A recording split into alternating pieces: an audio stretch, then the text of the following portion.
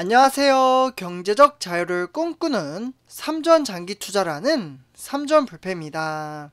삼전불패 가족 여러분, 아침 식사는 맛있게 드셨나요? 네, 오늘도 여느 때와 다름없이 삼성전자 소식으로 두 번째 시간이 되겠습니다.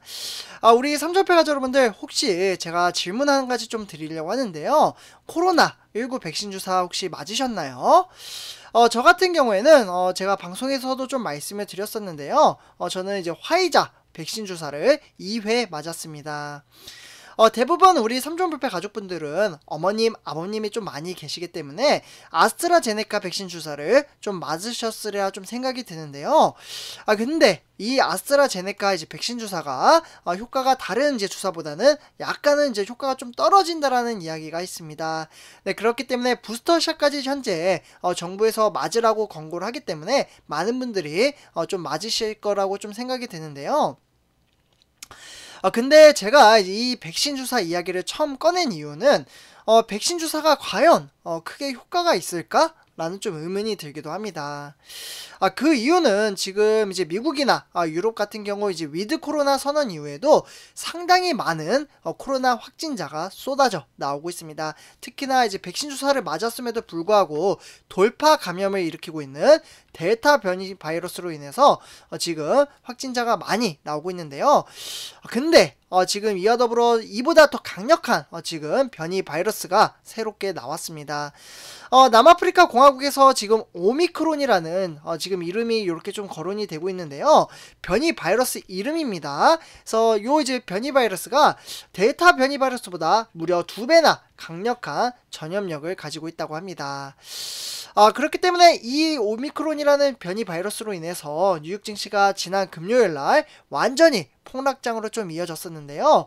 주가가 거의 뭐 미국 뉴욕 증시나 뉴욕에 있는 이제 기술주나 그리고 이제 유럽 증시까지 거의 평균 4%대의 주가의 하락세를 보였습니다.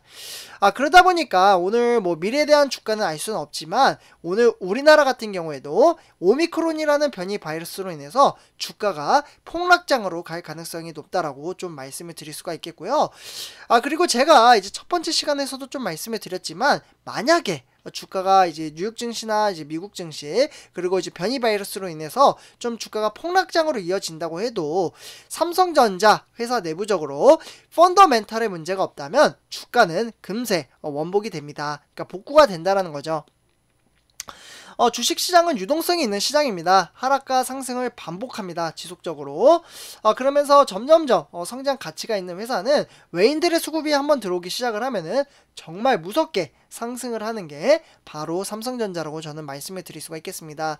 미래는 당연히 이렇게 간다. 확정은 지을 수는 없죠. 그렇지만 지금 삼성전자가 하고 있는 사업 부문을 보면은 정말 4차 산업혁명을 준비를 하고 있고 AI, 뭐 5G나 이동통신, 가전 다양한 부분에서 지금 상당한 실적을 거두고 있습니다. 특히나 최근에 삼성전자가 이제 미래의 산업을 준비를 하고 있는 반도체 선정은 이제 미국 파운드리 이제 부지 선정을 미국에 무려 20조라는 금액을 투자를 하겠다라고 하면서 이제 테일러시에 확정을 짓기도 했잖아요. 그렇기 때문에 그러한 미래의 가치를 보고 우리는 투자를 한다라고 말씀을 드릴 수가 있겠습니다. 근데 제가 이렇게 이제 주식 투자 이제 방송을 하면서 가장 이제 걱정이 되는 것은 우리 삼전불패 가족분들이 주가가 폭락장으로 이뤄지는 것 때문에 저도 이제 주가가 하락을 할까봐 걱정을 하는 게 아니라 우리 삼전불패 가족분들의 멘탈 관리가 잘 안 돼서 손절을 하시는 분들이 계실까봐 좀 걱정이 돼서 좀 말씀을 드리는 겁니다. 그리고 이제 주가가 하락을 했을 때 당연히 스트레스 받죠. 그렇지만 그 스트레스 받는 정도를 좀 줄여드리려고 노력을 하고 있습니다. 주린이 분들이 제가 사실 주식 투자를 얼마 안 하신 분들을 이제 주린이라고 이야기를 합니다. 그래서 이러한 분들은 보통 1년에서 2년 이제 투자하신 분들이 많이 계실 텐데요. 주가가 하락을 하면은 제가 매수의 기회다 이렇게 말씀을 드리긴 했지만 아마 이제 총알이 없는 분들도 많이 계실 겁니다. 그러한 분들은 시장을 관망하는 것도 하나의 방법이다라고 제가 말씀을 드렸잖아요. 네, 그렇기 때문에 제가 100번 말씀드리는 것보다 제가 이야기한 것을 토대로 그냥 경험을 해보는 게 중요하다라고 말씀을 드릴 수가 있겠습니다. 그래서 이렇게 좀 말씀을 드리고요. 근데 이제 삼성전자가 이러한 이제 코로나19 사태로 인해서 증시가 하락을 하거나 하거나 뭐 폭락을 가거나 이런 것보다 더 힘들게 지금 지내고 있다라고 하고 있습니다. 혼자 지금 고군분투를 좀 하고 있다, 이렇게 좀 말씀을 드릴 수가 있겠는데요.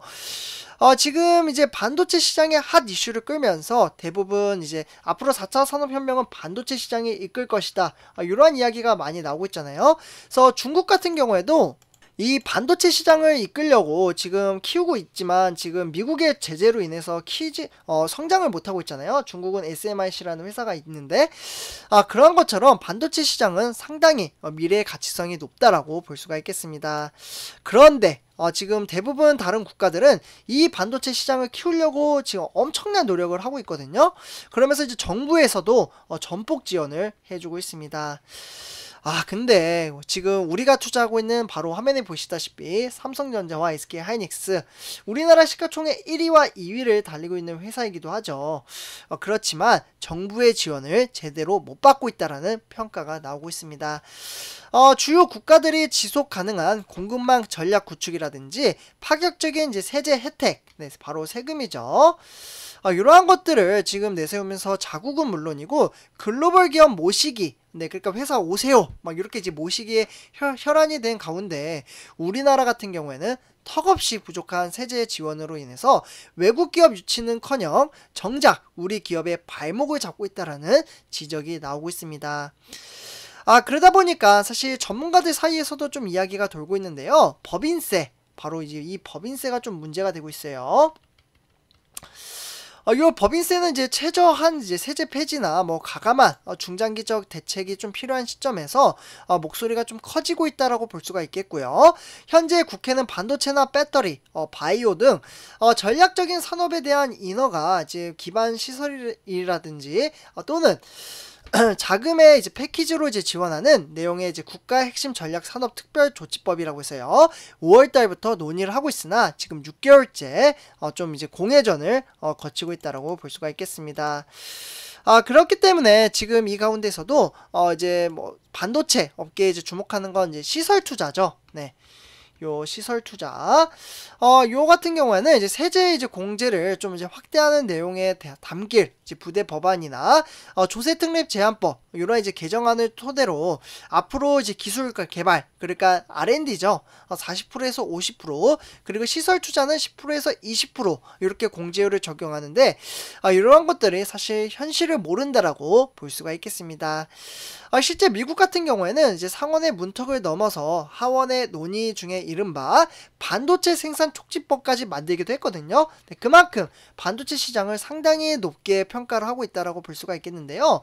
무려 2024년도까지는 미국 내 반도체 제조 시설 투자액의 최대 40% 정도에 해당하는 세제 공제를 허용하고 있다라고 말씀을 드릴 수가 있겠습니다. 그리고 제가 최근에 이제 방송을 통해서도 좀 말씀을 드렸는데요. 최근에 이제 텍사스주 테일러시죠. 많은 분들이 아시겠지만 170억 달러. 네, 그러니까 우리나라 돈으로는 20조가 되겠죠. 그래서 이렇게 막대한 금액을 신규 파운드리 투자를 결정한 삼성전자가 이 법을 만약에 적용을 받게 된다면 법인세로 무려 얼마나 아낄 수 있는지 아시나요? 8조를 아낄 수가 있습니다. 그래서 이런 것들은 이제 정부에서 좀 지원을 해줘야 된다라고 좀 말씀을 드리고 싶고요. 일본 정부, 네, 일본 같은 경우 좀 이제 비교를 해서 좀 그렇긴 한데 좋은 거는 좀 말씀을 드려야 될 것 같습니다. 일단 일본 정부 같은 경우는 내년 예산안에 반도체 기업에, 지금 일본은 거의 뭐 기업은 보이지도 않잖아요. 근데 이제 이제 기금 재원으로 6천억 엔엔, 네, 발음이 좀 이상한데요. 얼마나 되냐면 6조 3천억 정도가 된다라고 볼 수가 있겠습니다. 이렇게 좀 반영을 하고 있고요. 이 중에 이제 4천억엔은 이제 구마모토 현장에서 공장을 좀 짓기로 했고, 한 글로벌 이제 파운드리 1위 업체인 바로 대만의 TSMC 같은 경우에도 역시 우리와 대비되는 대목을 보여주고 있습니다. 그러다 보니까 이제 반도체 지원이 이제 대기업 특혜라는 인식이 좀 문제라면서 대기업이 혜택을 받으면 그 낙수 효과는 납품 업체를 넘어 이제 지역사회로까지 퍼질 것으로 보여지고는 있지만, 사실 이제 정책 결정관자는 정치 논리에 휘둘리면 안 될 것으로 보여지고 있습니다. 그러다 보니까 사실 인천대학교의 이제 한 교수님은 이렇게 좀 이야기를 했는데요. 미국이나 일본, 요런 이제 기업들은 이제 안정적인 이제 공급망 체계와 구축함과 이제 동시에 고용, 그러니까 그 파생의 효과로 어마어마할 것이라고 이야기를 했습니다. 그렇지만 우리나라 같은 경우는 그렇지 못하다라는 거죠. 어떻게 하면 세금을 조금 더 가져갈까? 막 이렇게 이제 이야기를 하는 사람들도 많이 있는데요. 근데 세금이 지금 점점점 계속해서 오르다 보니까 조금 저도 조금 부담스럽긴 합니다. 그래서 일단은 우리나라도 이제 반도체 시장, 그러니까 삼성전자가 지금 이제 사업을 추진을 하고 있는 부분의 대목은 앞으로 경제 발전을 일으키기 위해서는 저는 삼성전자가 이끌고 나가야 된다라고 생각을 하거든요. 삼성전자가 나가야 그 밑에 있는 이제 회사들 많잖아요. 대기업, 중견기업, 뭐 중소기업 등등 이렇게 이제 회사들도 이끌어 따라갈 수 있다라고 저는 생각을 합니다. 그렇기 때문에 삼성전자를 이제 정부에서는 많이 전폭 지원을 해줘야 되지 않나라고 생각이 듭니다. 사실 다른 나라와 비교를 했을 때도 차이가 많이 났죠. 네, 그래서 이렇게 좀 말씀을 드리고요. 선전표 가지분들 오늘 증시가 좀 이제 하락을 하더라도 크게 실망할 필요 없습니다. 주가라는 것은 유동성이 있고요. 그냥 만약에 너무 스트레스 받는다, 그러면 계좌를 아예 안 보는 것도 하나의 방법이니까요. 이렇게 좀 말씀을 드리고요. 이번 영상 여기서 마치도록 하겠습니다. 제 영상이 도움이 되셨다면 구독과 좋아요 한 번씩 부탁드리겠습니다. 감사합니다.